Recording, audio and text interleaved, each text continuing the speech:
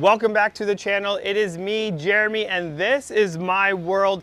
And today I'm gonna show you a 10-way, meaning almost perfect way, in order to install snap pads like this on your motorhome. So if you have an RV that has the electronic leveling jacks and you want a bigger footprint on there, you may have looked at these and considered these. However, I want you to only have to buy these one time. So I'm gonna show you how to install them as well as secure them onto your motorhome. Also the tools you're gonna need, so make sure that you hang out with me for this whole video. And while I'm asking for favors, smash that subscribe button down below. Let's jump into this. So this particular Class C is gonna have a lot more room on it than yours may have. The reason being is this has a 6-inch WeldTech design suspension kit on it, as well as two 35/85 16 tires. So it's gonna have a lot more ground clearance than possibly your stock RV. This particular person already told me, hey, I had already lost 3 of these because they had fallen off when the RV was still at stock ride height, which, you know,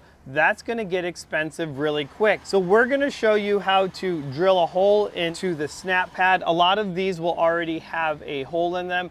We're gonna show you a way to mount them. I know a lot of other people will like to use a carriage bolt like this, where it's gonna have a flat head or a domed head on it. I'm not really fond of that. I think I have a better way to do that. So you're gonna wanna make sure you watch this whole video.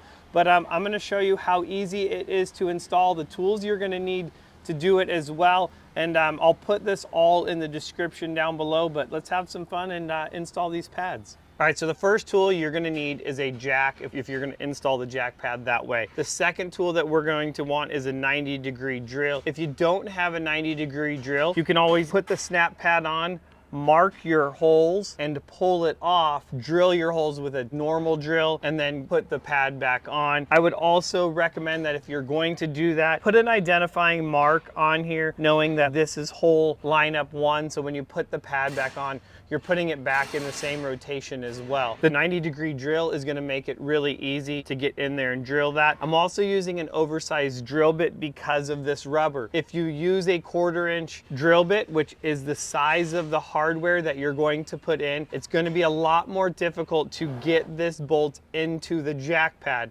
So I'm going slightly bigger on the drill bit to give me a little bit more room, and it's still gonna fasten real nice on there. So let's go drill some holes.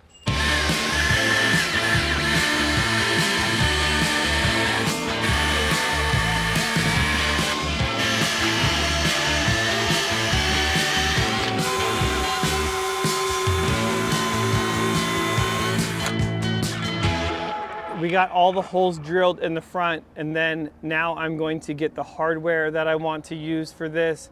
Then once this is all done, you're just going to repeat the same steps for the rear. There's no reason to hang out with me for that long. So I'm going to show you how to bolt these now, snap pads, to your leveling jacks. The customer actually brought us the hardware to install these jack pads and secure them to the leveling jacks. I personally didn't like using the button head bolts, thinking that those would rest on the concrete. Instead, we went with a countersunk bolt that will suck up into the pad, giving it a little bit more support, securing it to it, and not worrying about potentially damaging concrete.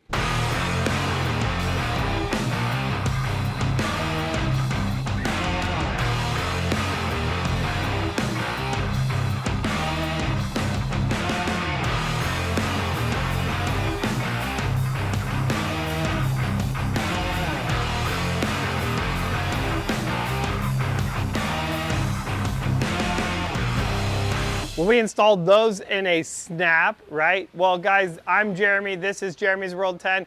Thanks for hanging out with me. I hope you guys learned something new, and make sure you subscribe to the channel because I'm gonna be doing a lot more videos teaching you guys how these little tips and tricks to help save you money. So that's my goal here, and have fun.